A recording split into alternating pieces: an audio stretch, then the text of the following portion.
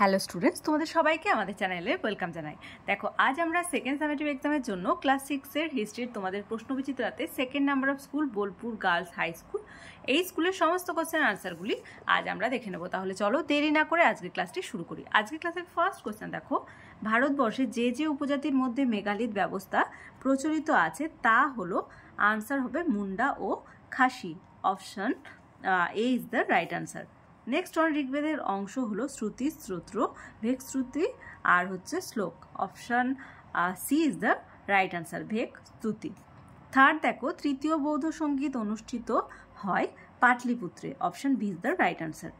Fourth, বোধিবৃক্ষ হচ্ছে পিপল গাছ। Option C. নেক্সট অন, কোনটি বেমানান? নানাঘাট, নাসিক, কার্লে, হাতিগুম্ফা, শিলালেখ। আনসারটা হবে নানাঘাট। 6 নাম্বার, সমুদ্রগুপ্ত দক্ষিণ ভারতের আনসার হবে 12 জন রাজাকে পরাজিত করেন। 7th, বজ্জী গণরাজ্যের রাজধানী ছিল Vaishali. Option A is the right answer.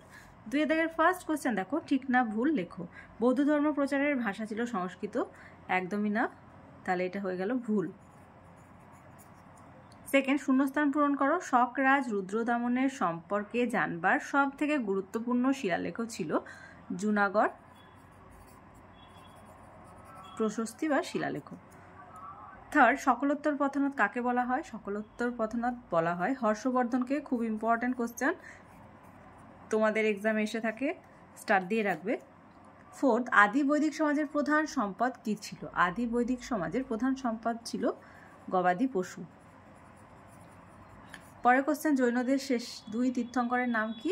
Parshvanath ও মহাবীর। পার্শ্বনাথ হচ্ছে 23rd মানে 23তম, আর মহাবীর হচ্ছে 24তম। পরের কোশ্চেন, কবে থেকে শকাব্দ গণনা শুরু হয়? 78 খ্রিস্টাব্দ থেকে। 3 দাগের ফার্স্ট কোশ্চেন, ভারতীয় উপমহাদেশের জনপ্রিয় 2টি মহাকাব্যের নাম লেখো। আনসার লিখবে রামায়ণ ও মহাভারত। লিখে নাও। আনসার লিখবে নতুন তৈরি হওয়া ধর্মমতগুলির মধ্যে জৈন ধর্ম ছিল অন্যতম প্রধান। এই ধর্মের প্রধান প্রচারককে বলা হতো তীর্থঙ্কর। পরের পার্টিতে কি আছে? দিগম্বর কাদের বলা হতো? এর আনসারটা তোমরা এখান থেকে লিখবে যে মহাবীরের মতোই ভদ্রবাহু ও তার অনুগামীরা কোনো পোশাক পরতেন না, এর জন্যই তাদের দিগম্বর বলা হয়। এক কথায় মহাবীরের মতোই ভদ্রবাহু ও তার অনুগামীরা পোশাক পরতেন না বলেই তাদের দিগম্বর বলা হয়। পরের কোশ্চেন দেখো, হর্ষবর্ধন ও দ্বিতীয় পুলকেশীর লড়াইয়ের ফল কি হয়েছিল? এর আনসারটি আমি স্ক্রিনে দিয়ে দেবো, সেখান থেকে তোমরা লিখে নেবে।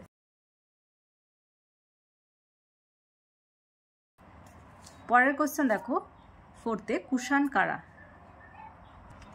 আনসার লিখবে মধ্য এশিয়া থেকে কয়েকটি যাযাবর গোষ্ঠী পশ্চিম দিকে চলে যায়। এরা এখানকার আফগানিস্তান ও ভারতীয় উপমহাদেশের উত্তর পশ্চিম অংশে পৌঁছায়। এদের মধ্যে ইউএঝি গোষ্ঠী ছিল সবচেয়ে গুরুত্বপূর্ণ। ওই গোষ্ঠীর একটি শাখা ছিল কুই চুয়াং। তারা ব্যাকটেরিয়ার ওপর অধিকার কায়েম করেছিলেন। এরাই ভারতের ইতিহাসে কুষাণ নামে পরিচিত। ধীরে ধীরে কুষাণরা এক বিরাট সাম্রাজ্য তৈরি করেছিলেন। ষোড়শ মহাজনপদ।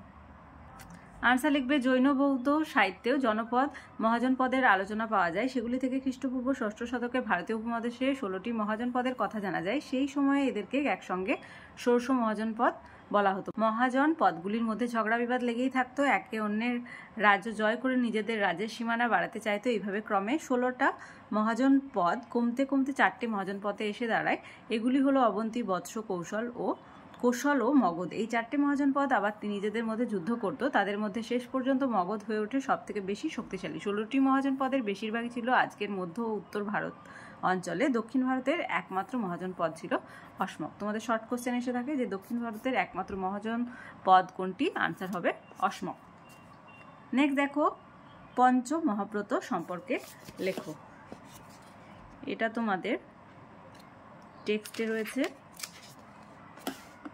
পঞ্চমহাব্রত দেখো 70 পেজে আছে। জৈন ধর্মে 4টি মূলনীতি অবশ্যই মেনে চলা হতো। সেগুলি হলো কোনো প্রাণী হত্যা না করা, মিথ্যা কথা না বলা, অন্যের জিনিস ছিনিয়ে না নেওয়া, নিজের জন্য অন্য কোনো সম্পত্তি না করা। পার্শ্বনাথ এই 4টি মূলনীতি মেনে চলার নির্দেশ দিয়েছিলেন। এই নীতি 4টিকে একসঙ্গে চতুর্যা ব্রত বলা হয়। মহাবীর এই 4টি নীতির সঙ্গে আরও একটি নীতি যোগ করেন। তার মতে ব্রহ্মচর্য নীতি জৈনদের মেনে চলা উচিত। এই 5টি নীতিকে একসঙ্গে পঞ্চ মহাব্রত বলা হয়। মানে এখান থেকে এতটা পুরোটাই লিখবে। পরের কোশ্চেন, কি কি কারণে মগধ শক্তিশালী মহাজনপদ হয়ে উঠেছিল? এর আনসারটা পাবে 66 পেজে। দেখো, নদী ও পাহাড় দিয়ে ঘেরা ছিল, ফলে বাইরের আক্রমণ থেকে মগধ সহজেই বেঁচে যেতে পারত। গঙ্গা নদীর পলিমাটি ও অঞ্চলের কৃষি জমিকে উর্বর করে তুলেছিল। মগধ অঞ্চলের ঘন বনগুলিকে অনেক হাতি পাওয়া যেত। সেই হাতিগুলি মগধের রাজারা যুদ্ধের কাজে ব্যবহার করতেন। এটা একটা পয়েন্ট দেবে। পাশাপাশি দেবে যে অনেকগুলি লোহা ও তামার খনি ছিল, ফলে মগধের রাজারা সহজেই লোহার অস্ত্রশস্ত্র ব্যবহার করতে পারতেন। ধার দিকবে জল ও স্থলপথের মধ্যে বাণিজ্য চালাতে পারতেন। এইসব সুবিধার ফলে মগধ শেষ পর্যন্ত সবথেকে শক্তিশালী মহাজনপদে পরিণত হয়েছিল। পরের কোশ্চেন, 5 দাগের ফার্স্ট, অশোকের ধর্ম সম্পর্কে লেখো। খুব ইম্পর্টেন্ট কোশ্চেন এটা তোমাদের টেক্সটের। অশোকের ধর্ম, এই যে অশোকের ধর্ম ও বৌদ্ধ ধর্মের মূল কথায় বেশ কিছু মিল দেখা যায়, তবু ধর্ম বৌদ্ধ ধর্ম নয়, কারণ অষ্টাঙ্গিক মার্গের মতো বিষয় অশোকের ধর্মে নেই। এমনকি তাতে নেই নির্বাণ লাভের কথাও। আসলে ধর্ম কতগুলো সামাজিক আচরণের উপরেই বেশি জোর দেয়। হিংসা না করা এর মূল কথা। প্রাণী হত্যা বন্ধ করার উপরেও জোর দিয়েছিলেন অশোক। এমনকি শিকার ও মাছ ধরার উপরেও তিনি নিষেধ জারি করেন। অশোক ঘোষণা করেন, এক প্রাণী অন্য প্রাণীর খাবার হতে পারে না। এর পাশাপাশি দয়া, দান, সত্য কথন এইসব আচরণের মধ্যে এইসব আচরণের কথা ধর্মে বলা হয়েছে। বাবা মা গুরুজনদের মেনে চলার কথাও ধর্মে বলা হয়েছে। এই উপদেশগুলো বিশেষ কারোর জন্যই নয়, সব মানুষের জন্যই অশোক তার ধর্মের কথা বলেন। অশোক প্রজাদের নিজের সন্তান বলেছিলেন, তাই মনে করা হতো প্রজারা পিতার মতো সম্রাটকে মানবে। মেনে চলাই ছিল মৌর্য শাসনের মূল ভিত। আজকের ক্লাসের লাস্ট কোশ্চেন, হর্ষবর্ধনের কৃতিত্ব আলোচনা করো। খুব ইম্পর্টেন্ট কোশ্চেন এটা তোমাদের টেক্সটের। দেখো 94 পেজে আছে। এর আনসারটা তোমরা একেবারে দেখো, হর্ষবর্ধনের শাসন, এখান থেকে, এটা যেহেতু বড় কোশ্চেন, এখান থেকে এতটা লিখবে। 94 পেজ, 95 পেজ। তাহলে আজকে দেখো second number of school Bolpur girls high school, এই স্কুলের সমস্ত কোশ্চেন আনসারগুলি আজ আমরা দেখে নিলাম। ক্লাসটি ভালো লেগে থাকলে অবশ্যই একটা লাইক দেবে আর ভিডিওটি বন্ধুদের সঙ্গে অনেক বেশি করে শেয়ার করবে। আর ক্লাসে যারা প্রথমবার এসেছো তারা অবশ্যই চ্যানেলটি সাবস্ক্রাইব করে নিও এবং পাশে থাকা বেল আইকন প্রেস করে রাখবে, যাতে করে আগামী দিনের সমস্ত ভিডিও সবার আগে তোমাদের কাছে পৌঁছে যায়। তাহলে এই পর্যন্তই, তোমরা সবাই ভালো থেকো। Thank you.